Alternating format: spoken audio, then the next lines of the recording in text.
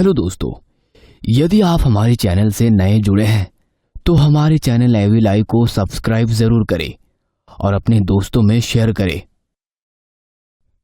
विशाल मुंबई में एक international company में काम करता था। मुंबई जैसे महानगर में खुद का फ्लैट, कार, सारी सुख सुविधाएं होने के बाद भी तकलीफ सिर्फ इस बात की थी कि 36 साल के होने के बावजूद भी अभी तक विशाल की शादी नहीं हुई थी। अब तो इतना समय होने पर लोगों को विशाल में ही कमी नजर आने लगी। ऑफिस में भी सब दबी जबान से ही लेकिन उसका सब मजाक उड़ाते थे। माँ, कहाँ हो तुम? मुझे ऑफिस के लिए लेट हो रहा है, अभी तक मेरा लंच भी रेडी नहीं हुआ। आज ये सुषमा काम पर नहीं आई है क्या? मुझे पता है तुझे देर हो रही है, मगर बूढ़ी हड्डियों में उतनी ही ताकत बची है। काम धीरे धीरे हो पाता है। आज सुषमा के बेटे की शादी है, 2 दिनों से नहीं आ रही है। सबकी किस्मत में बहू का सुख लिखा है, मगर ना जाने क्यों मेरी ही किस्मत में भगवान ये सुख लिखना भूल गया है। क्या आप भी सुबह सुबह औरों की तरह शुरू हो गई? यदि आप नहीं कर पाती तो बोल देते, मैं ऑफिस के कैंटीन में खा लेता। बेटा, जब तक हमसे बन रहा है हम तो कर देंगे ही, मगर अब तो बस एक ही इच्छा बाकी है कि कैसे भी तेरी शादी हो जाए। तू तो माँ ऐसे कह रही है जैसे मैं शादी नहीं करना चाहता। क्या परेशानी है जो सब कुछ होने के बावजूद भी मेरी शादी नहीं हो पा रही है? कल ही मेरा ऑफिस का पियोन अपनी शादी का कार्ड दे रहा था तो सब लोग मुझे टॉन्ट करने लगे कि अब तुम्हारी शादी का कार्ड हमें कब मिलेगा। कई बार तो लगता है ये सब कुछ छोड़कर कहीं दूर चला जाऊं ताकि बार बार लोगों की बातें ना सुनना पड़े। कहते हुए विशाल गुस्से में अपने घर से बाहर निकल गया। ऑफिस जब पहुंचा तो पियोन ने कहा, क्या विशाल साहब, आज लेट हो गए? सर आपको बहुत देर से याद कर रहे हैं। हाँ, मुंबई की सारी ट्रेन ट्रैफिक मेरे पिताजी हैंडल करते हैं ना। जो सही समय पर ना चले तो मेरी गलती है। क्या साहब, आज तो आप बहुत नाराज हो रहे हो। मैं आई कम इन सर? यस, कम इन। विशाल, तुम्हें तो पता है हमारी कंपनी को राजस्थान में रोड कंस्ट्रक्शन का बहुत बड़ा कॉन्ट्रैक्ट मिला है। मैं उसके लिए किसी पर भरोसा नहीं कर सकता। तुम या रवि ही इसके लायक हो, मगर रवि फैमिली को लेकर इतनी छोटी जगह नहीं जा सकता। तुम्हारा क्या है, तुम तो बैचलर हो। तुम्हें जाने में कोई परेशानी नहीं होनी चाहिए। यदि ये काम सक्सेसफुल हो गया ना तो तुम्हारा प्रमोशन पक्का है। बोलो, जा रहे हो ना राजस्थान? वाह सर, मेरी शादी नहीं हुई तो मुझे जंगलों में भेज रहे हो। खैर कोई बात नहीं, यहाँ रोज रोज शादी का ताना सुनने से अच्छा है वहाँ जंगलों में जानवरों के बीच रहना। देखो विशाल, इस अपॉर्चुनिटी को पॉजिटिव लेकर सोचो। हो सकता है गांव में कोई लड़की तुम्हें पसंद आ जाए।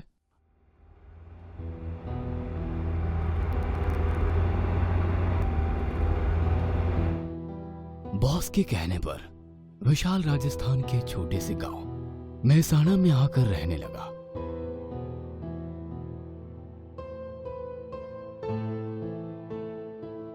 गांव के लोग विशाल की बहुत इज्जत करते। उसे अपने खाने पीने की भी चिंता करने की जरूरत नहीं थी। गांव के सरपंच उसके खाने पीने की व्यवस्था देख रहे थे। अरे आप लोग ऐसे ही परेशान हो रहे हैं, मैं सब कुछ आसानी से मैनेज कर सकता हूँ। ना ना छोरा, तू तो हमारे यहाँ मेहमान है। मेहमान भगवान का रूप हुए है। हम साधारण मिनक भगवान ने कोई तकलीफ नहीं दे सके। गांव वालों के सहयोग से विशाल को जंगल में जाने में भी कोई परेशानी नहीं होती। रोड का काम काफी अच्छे से चल रहा था। तभी एक दिन उसके बॉस का फोन आया। विशाल, हाउ आर यू? वहाँ गांव में जाकर कैसा लग रहा है? आई एम फाइन सर, यहाँ का माहौल काफी अच्छा लग रहा है। यहाँ के लोग काफी कोऑपरेटिव है, किसी भी काम को करने में कोई दिक्कत नहीं हो रही है। अरे वाह, दैट्स गुड। विशाल, सरकार चाहती है कि चुनाव होने के पहले ये सड़क बनने का काम पूरा हो जाए। हो सके तो लेबर बढ़ा दो और रात में भी काम चलने दो। तुम्हें थोड़ी सी दिक्कत होगी, मगर जितनी जल्दी ये काम पूरा होगा तुम वापस मुंबई आ सकते हो। बॉस, मुझे यहाँ रहने में कोई दिक्कत नहीं है, मगर आप कह रहे हैं तो मैं इस प्रोजेक्ट को जल्दी खत्म करने की कोशिश करता हूँ। विशाल ने लेबर बढ़ा दिए और रात में भी काम शुरू कर दिया, मगर गांव के लोग रात के समय जंगल में जाने से डरते थे। रात के समय लेबर आधी हो जाती थी। कुछ चुनिंदा लोग पैसों के लालच में आकर काम करते थे। ऐसे ही एक रात काम चल रहा था। विशाल पूरे काम को सुपरवाइज करने लगा। तभी उसके कानों में किसी के रोने की आवाज आई। विशाल उस लड़की की तलाश में जंगल की ओर बढ़ने लगा। विशाल उस अंधेरे जंगल की ओर चला जा रहा था। जैसे जैसे वो जंगल के अंदर जा रहा था, किसी लड़की की रोने की आवाज और ज्यादा तेज हो गई। आवाज की दिशा में बढ़ रहा था, तभी किसी ने उसे रोक दिया। खबरदार, उस दिशा की ओर आगे मत बढ़ो, वहाँ तुम्हारी जान को खतरा है। जान को खतरा है?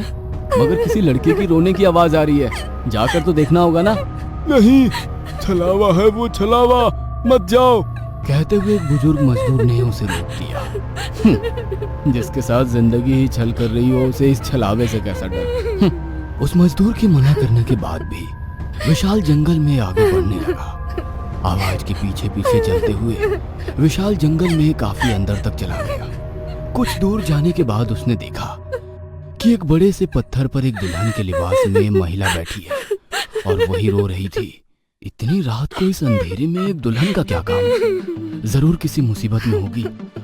जाकर पता लगाता हूँ। विशाल जैसे जैसे उसके करीब जा रहा था, उसके रोने की आवाज और तेज हो रही थी। रोते रोते इतनी जोर से चीखी कि उसकी चीख के कारण विशाल ने अपने कानों पर हाथ रख लिया। जंगल के सारे पक्षी डर कर रात में ही उड़ने लगे।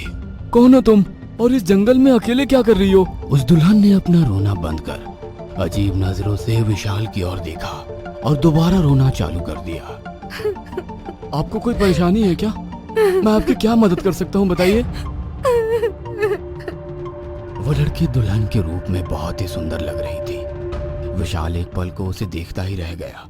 वो लड़की रहस्यमयी हंसी और फिर बोली, मेरा नाम मेघा है, पासी के गांव में रहती हूँ। आज रात को मेरी शादी होने वाली थी, मगर मेरे होने वाले ससुराल के लोगों ने दहेज की मांग पूरी न होने के कारण बिना शादी करे बारात ले गए। मैं यहाँ पर मरने के लिए आई थी, मगर मेरी मरने की भी हिम्मत नहीं हो रही है। विशाल ने धीरज देने के लिए उसके कंधे पर हाथ रखा, मगर अचानक वो लड़की वहां से चली गई। विशाल उसे आवाज दे रहा था, मगर उसने पलटकर नहीं देखा। विशाल को विश्वास नहीं हुआ कि आज रात उसके साथ इतनी खूबसूरत लड़की थी। वो सोचने लगा, कैसे भी कर इसका पता लगाऊंगा और क्यों ना मैं उससे शादी कर लूं। उसने गांव आकर गांव वालों से उस लड़की के बारे में बात करी। गांव वाले हैरान होकर उसकी ओर देख रहे थे। रात वाला मजदूर सामने आया और बोला, साहब, मैंने तो आपको पहले ही मना किया था कि उसकी ओर मत जाइए। वो एक छलावा है। कहीं उसने आपको छुआ तो नहीं? हाँ, छुआ तो था और अब मैं चाहता हूँ कि हम दोनों शादी कर लें। विशाल की बात सुनकर सारे गांव वालों के चेहरे का रंग बदल गया। वो बुजुर्ग आगे आया और बोला, बेटा, वो कोई साधारण कन्या नहीं है, चुड़ैल है, चुड़ैल। आज से 5 साल पहले उसने उस जंगल में आत्महत्या की थी। तब से उसकी आत्मा वहीं भटक रही है और कुंवारे नौजवानों को अपने रूप के जाल में फंसाती है। क्या बकवास कर रहे हो? इतनी खूबसूरत लड़की चुड़ैल कैसे हो सकती है? आप लोगों को कोई गलतफहमी हुई होगी। अरे गलतफहमी नहीं, सच्चाई है ये। 5 साल पहले शादी के मंडप से बिना ब्याह के उसकी बारात लौट गई थी। तब उसने जंगल में आत्महत्या कर ली। बुजुर्ग की बात सुनकर विशाल को दुल्हन की बातें याद आने लगी। वो भी तो कुछ इसी तरह की कहानी सुना रही थी। एक बार को विशाल को यकीन नहीं हुआ कि वो सच में चुड़ैल है। वो सच्चाई जानने की कोशिश करता है। अगली रात फिर वो जंगल में जाता है। उसी पत्थर पर उसे वो लड़की दुल्हन के लिबास में नजर आती है। कहाँ चली गई थी तुम? मैंने तुम्हें कितना ढूंढा, आवाज दी, मगर तुमने पलट कर भी नहीं देखा। तुम मुझे आवाज क्यों दे रहे थे? देखो, तुम मुझे दूसरे लड़कों की तरह समझ रही हो। मैं तुमसे सच्चा प्यार करता हूँ, शादी करना चाहता हूँ। बोलो, मंजूर है तुम्हें? विशाल की बातें सुनकर दुल्हन की आंखें लाल हो गई, मानो उनमें खून उतर आया हो। उसके चेहरे पर मुस्कुराहट थी। वो विशाल के करीब आकर बोली, क्या सच में तुम मुझसे शादी करना चाहते हो? तुम्हें अभी सच्चाई पूरी तरह पता नहीं है और धोखे में रखकर मैं शादी नहीं कर सकती। तुम्हारी सच्चाई मुझे पता है, मगर फिर भी मैं तुमसे शादी करना चाहता हूँ। बोलो, मंजूर है? वो दुल्हन अपने विकराल रूप में आ गई। खूबसूरत दुल्हन बदसूरत चुड़ैल में बदल चुकी थी। क्या अभी भी तुम मुझसे शादी करोगे? शादी करने के लिए ही मेरी आत्मा भटक रही है, मगर मेरी सच्चाई जानकर कोई भी मुझसे शादी करने को तैयार नहीं है। दुल्हन का रूप बार डर जाता है, मगर अचानक से ना जाने क्यों ख्याल आता है कि शायद भगवान चाहता है कि इसकी मुक्ति मेरे हाथों हो। हाँ, मैं तुमसे शादी करने को तैयार हूँ, कल यहीं पर मिलना। विशाल गांव में आकर अपनी शादी के बारे में बात करता है।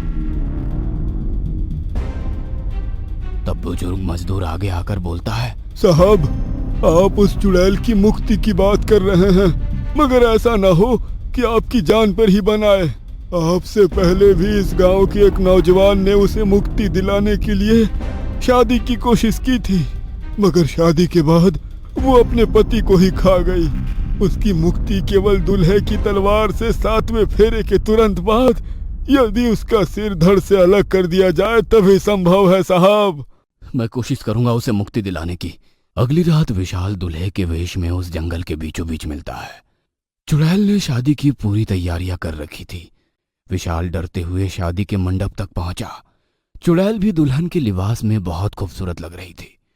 दोनों ने अग्नि को साक्षी मानकर 7 फेरे लिए और विशाल ने उसकी मांग में जैसे ही सिंदूर सजाया, वो अपने असली रूप में सामने आ गई। जिंदा नहीं बचोगे तुम, तुम्हें मरना ही होगा। जैसे ही विशाल को मारने के लिए वो आगे बढ़ी, विशाल ने तुरंत अपनी तलवार से उसका सर धड़ से अलग कर दिया। उसका सर हवन कुंड में जाकर गिरा। सर के साथ साथ पूरी शरीर भी जल गई। उस चुड़ैल को मुक्ति मिल गई। सारे गांव वाले जो ये नजारा देख रहे थे वो बहुत खुश हो गए, मगर विशाल जो शादी के लिए इतना एक्साइटेड था, उसे विश्वास नहीं हो रहा था कि उसकी शादी का अंत कुछ इस तरह होगा। वो उदास होकर वो गांव छोड़कर अपने शहर मुंबई वापस कार से लौट रहा था। रास्ते में एक खूबसूरत लड़की लिफ्ट मांगने लगी तो विशाल ने उसे अपनी कार में लिफ्ट दे दी। साइड ग्लास में उस लड़की का चेहरा बड़ा ही भयानक लग रहा था।